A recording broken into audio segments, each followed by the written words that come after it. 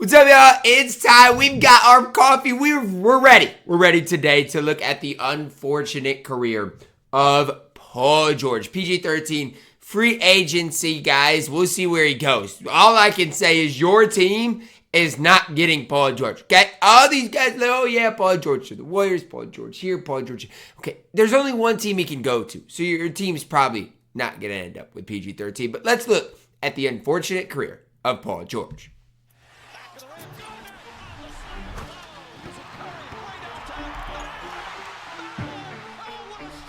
Shout out to Dom2K, man. Make sure to go show love to his channel, man. The link is down below in the description. If you're not doing what you're doing with him, I don't know why you wouldn't be. George has been an all-star 8 times throughout his NBA career. He's consistently been one of the more fun players in the league to watch and one of its better two-way players. Every time that he's been close to the top, something unfortunate has been waiting for him, just keeping him away from it.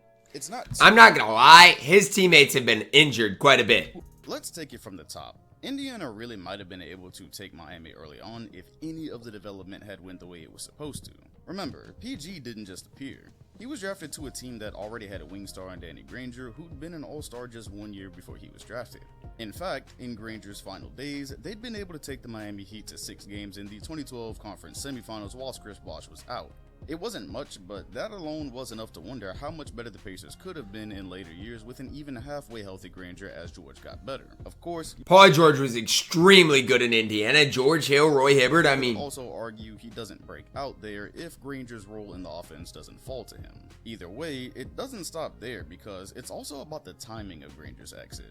Those knee troubles hadn't even become a critical concern up until that 2012 series against the Heat. Because of that, when they had a chance to draft Kawhi Leonard, they certainly needed a reliable point guard more than they needed another wing. Thus, one of the greatest small forwards of all time was merely selected by the Pacers as a formality before being traded to the Spurs. This meaning that they missed an opportunity to totally replace Green. Imagine if Kawhi and Paul George would have fast-forwarded things and been in Indiana young together. That would have been exciting. And build with youth by barely a year. Thus, Paul George was left to take on the Heat the next 2 seasons with a good team, no doubt, but whilst being the only legit wing threat outside of Lance Stephenson. A good, fun player. Lance Stephenson is crazy. But when the options included Danny Granger and Kawhi Leonard, that stings to look back at. Still, the Pacers were overall a very solid unit, and were really only one player away from getting to that next level. That's another reason why it hurt so bad that as soon as LeBron left Miami, George will go on to sustain one of the most gruesome injuries of all time. Man, that was a crazy injury, man.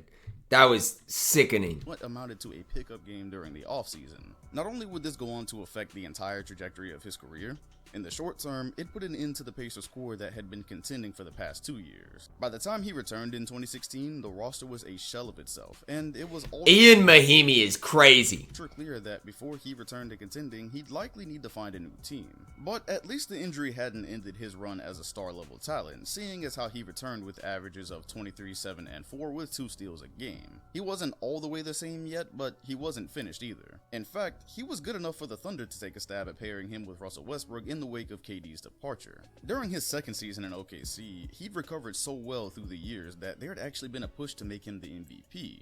He'd have never won it over Giannis, but the fact that anyone could get through the psychological effects of an injury like his to play at that level again was baffling. Prime PG was special, man. I'm telling you, in some of these years, he was so special. It makes sense why the Clippers ultimately ended up making the trade and all those picks for Paul George. Like, he's special. As the career of Paul George has seemed to go, an unexpected high followed by some version of a nasty low. First, because I very nearly forgot it, this is where the legend of Playoff P would ensue. All that would follow was misery. During a 2018 regular season game, he and Joe Ingles got into a bit of a shoving match. Nothing too serious. It just spiced things up a bit when the Thunder ran into the Jazz in the first round of the postseason. When asked about how to deal with rising star Donovan Mitchell, George responded, quote, "Y'all ain't met Playoff P yet, huh?" Now, I mean, come on, man. Who why would you even say that comment? Why would you even put that comment out there? To see, the NBA stars need to know. NBA players play motivated. Why? Why say something that's going to make a player motivated? Why? Now, it doesn't matter how lighthearted that was or what he was actually referring to. The soundbite was him giving himself a nickname, and players in general very rarely ever successfully give themselves nicknames. Those are usually bestowed upon them. He played well in game 1 and even took to jawing at Joe Ingles after it made 3 to raise the stakes in the first quarter. It more or less went downhill from there. Two things happened. One, Joe Ingles got the best of Paul George in a few moments of that series in which he shot a blazing 47% from 3, meanwhile PG did not play as well as he could have. Number 2, OKC lost. So if I can explain that any clearer, the way people took it for trolling purposes was that again, this is why if you're an NBA player, and I like competitiveness, but you can't be giving people motivation. His op was a role player in a first round out after he nicknamed himself. You never nickname yourself. It's the gateway to being endlessly trolled. It also didn't help that Joe Ingles resembled much more. Why do I see Raymond Felton on the court though? Like, come on, man. Of an LA Fitness hooper than an NBA player. From going toe-to-toe Ingles with was LeBron good. to losing in a series involving trash talk with Joe Ingles, who pretty much lit the team up from 3. Just none of it was a good look. And so, moving on, yes, as mentioned, 2019 was a very nice regular season campaign for him, the high, of course, followed by the low. I mean, come on, man. That shot is ridiculous. But the thing to me is, and I get it, the Thunder had some crazy players, but that Blazers team was not great. It's a crazy shot. It's a crazy shot. Dame Lillard in his prime, special. This isn't to pin that loss on PG or anything, because his performance really wasn't that far off from what he'd done in the regular season, but as I've so often said on this channel, everything in life is optics. And getting gamed for the series with one of the most vicious buzzer beaters of all time, whilst calling it a bad shot less than an hour later, with the fact that this was... I mean, that is not a... I mean, that's a shot you have to live with. You just have to. Second first round out in 2 seasons, the optics were less than stellar. Yet again, that nickname, Playoff P. Following that up with 2 disappointing exits was just never gonna go down easy regardless of how well he played. So the whole Thunder experiment didn't just not work out. I feel like Russell Westbrook, and this is me, he just hasn't led to winning. I like him off the bench in LA, that's worked out, but throughout his career he has not led to winning. Straight up failed. Even in Houston with Harden, LA with Bron, OKC with Paul George. I mean, prime Russ maybe, but that's about it. But at least there were no solid expectations in the first place, given that the Warriors were still around and PG and Westbrook were just a watered-down version of KD and Westbrook. However, this next move to Los Angeles was crazy. It was unexpected given that he just signed a max extension the summer before with the Thunder, but boy was it exciting. At long last, the dream wing duo between he and Kawhi. What could go wrong now? Well, for starters, in 2020 when the league got forced into the bubble, he was a part of one of history's greatest meltdowns as the Clippers would fall to Denver after leading 3-1.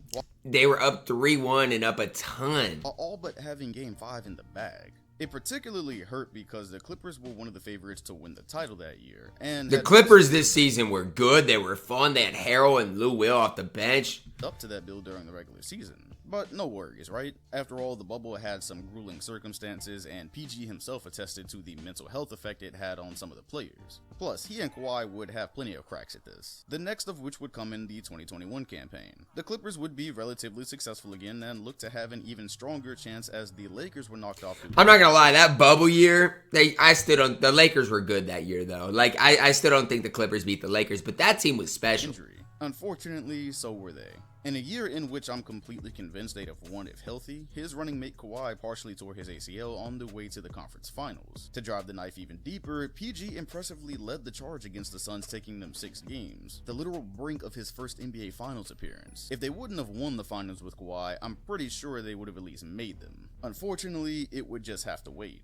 How long? We've still got... But this is the thing, like Kawhi when he's healthy is so good. I think people forget how good Kawhi is when he's healthy. I think they genuinely do. But that's the thing, he hasn't been healthy. Paul George, running mate, hasn't been there. Kawhi sustained that injury so late in the year that it forced him out of the 2022 campaign, prematurely ending any thoughts of another finals run. On top of that, PG had his own ailments that ultimately led them to falling to the play-in, where they failed to qualify for the postseason at all. And then there's the present day. Timberwolves got the Clippers out of there. Yup, they did. The rough patches all throughout the season, the Clippers had begun to hit their stride a bit. PG and Kawhi were healthy, the roster is as versatile as ever, and they were recently flirting with the possibility of being a third seed. In this particular game, Paul George was rocking. Late in this one against OKC, he cut to the rim and pulled out something we didn't fully know he was still capable of. 4:25 to play. George. Man, that is a filthy dunk. Going 360 mid-game in a close competitive game, this is ridiculous. I mean, that's ridiculous. Yet, as the story has been so many times throughout his career, a high followed by a devastating low. And lets it fly from 17. The shot is short. Ah, that just looks gross, man. George goes down. A whistle, I believe a loose ball foul will be called before the basket from Jordan. Injuries, man. I hate injuries. I hate injuries. He was bothered on that one. Ah!